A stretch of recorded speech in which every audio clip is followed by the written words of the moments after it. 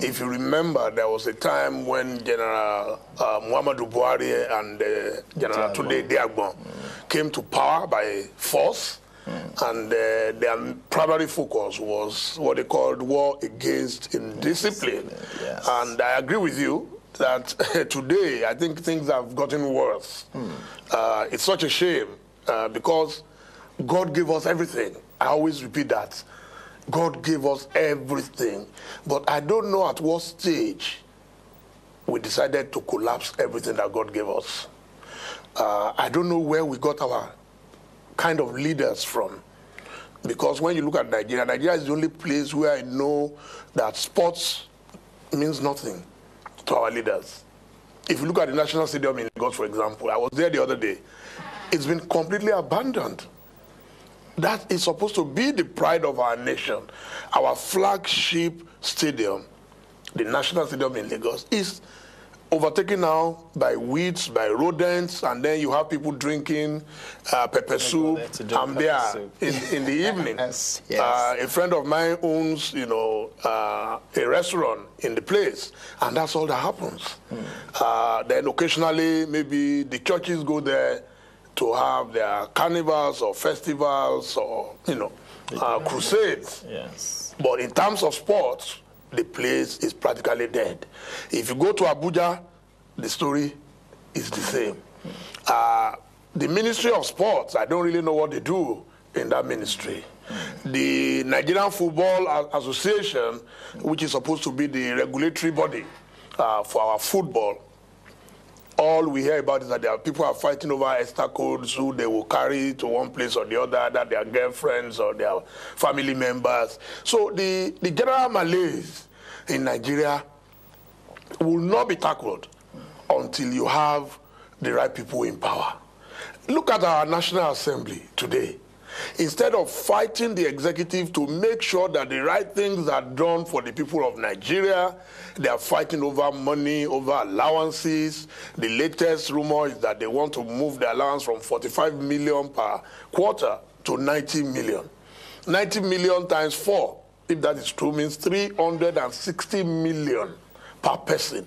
So if the senators get away with it, the members of the House of Representatives will start agitating for the same thing. Then members of the state assemblies will start their own. The local government chairmen will start their own. Then ASU will get angry. Then they will down tools and say, we are teaching students. We're sorry, we can no longer teach. We're playing with chaos. And our leaders can see it. Look, I've had the privilege of sitting for a period of so many hours with the former president of Ghana, Jerry Rawlings. And when he was describing the situation that led to the collapse and the revolution that took place in Ghana, I looked back at Nigeria. We have quadrupled those problems. And yet, we are behaving as if we're gamblers. You see, we have no care, no worry in the world, no sense of urgency, no sense of duty, no sense of patriotism. I don't know what is wrong. So that is why our football, coming back to football, it all stems from the general lack of good leadership. So it mirrors the society. Oh, I remember in those days, how did Chief Abiola become the pillar of sports? We had a private individual who had to take it upon himself to motivate our leaders. And it's not just in sports. Go and check everywhere. The police, people complain every day that the Nigerian police are corrupt. You can't have realized that you cannot blame those guys. They are poor. Yes. If you see the conditions of our police, the same thing with our military. The other day I was going through the airport, I was chatting, with some of the security guys. When you see them, you will know, in fact, they are sitting in the airport, they are using fans. In a modern airport, they are using giant fans, making noise, blowing wind at them. And that's where they have to sit with all the oozing heat in the place. If you see the wiring of the place, anybody touches it, you are dead. And nobody cares. It's all about, we want to make money, and I don't know what we do with this money, for Christ's sake.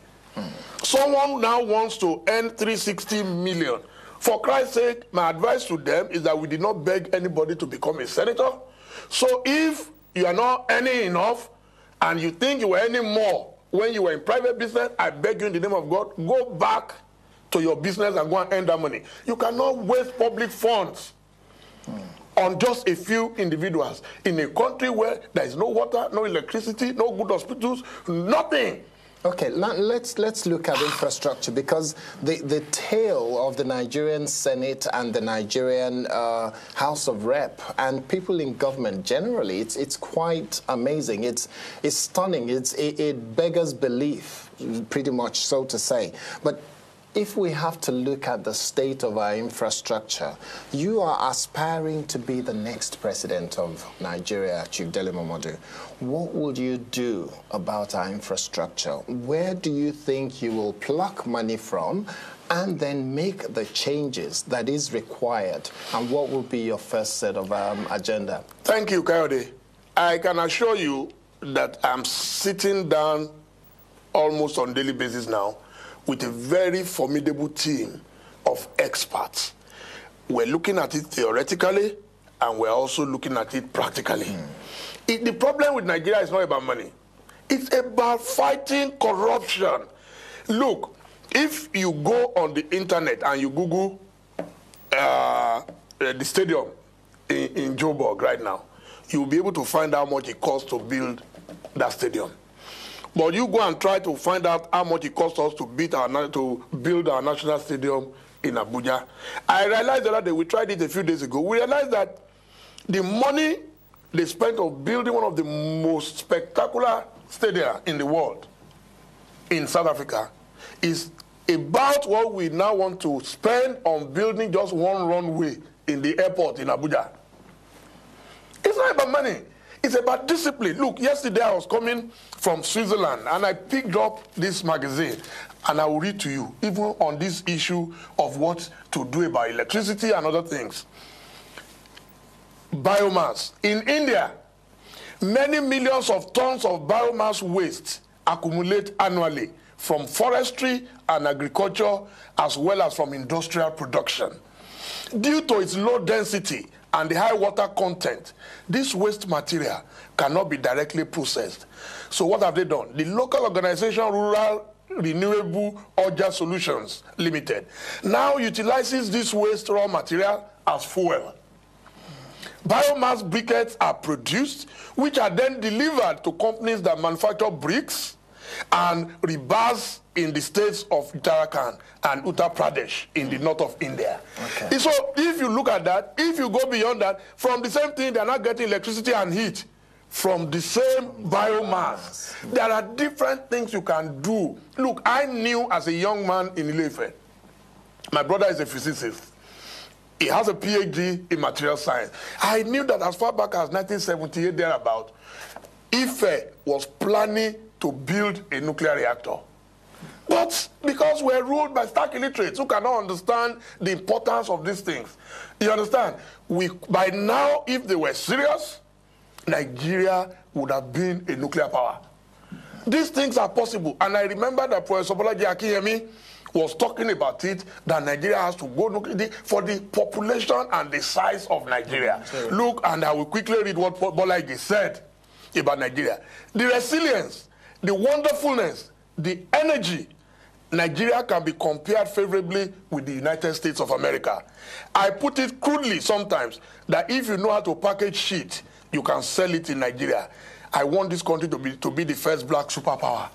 Now, South Africa has shown clearly that with discipline and good leadership, it can be achieved.